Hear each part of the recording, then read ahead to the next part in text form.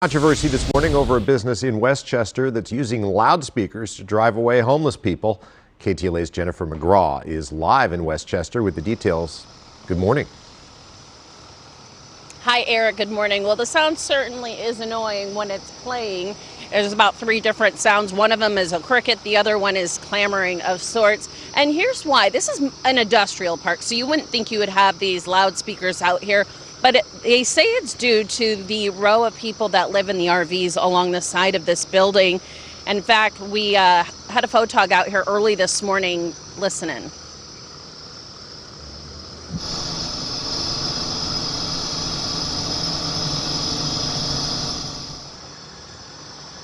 A viewer tells us the sound is so irritating that it's even turning off customers to a local taco truck that posts up out here. In fact, there are signs around here saying that the taco truck has relocated a couple blocks away. A local man tells us many people out here park on the street and live in their vehicles. They say the noise has been amped up over the past couple of weeks by business manager or owner of this building.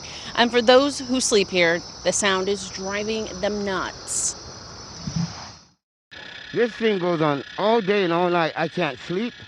I can't come out during the day because I'm on heavy medication with my illness, and I can barely walk. But this is ridiculous. And she does that again and again, and she doesn't care.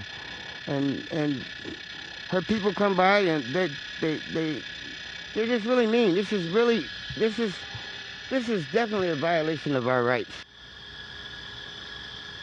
And it's not uncommon across the country. Businesses have been playing loud music and chirping noises to deter homeless people from sleeping or hanging out nearby. Another example we reported on in West Hollywood and Santa Monica, a man actually developing a device that sounds like an annoying cricket.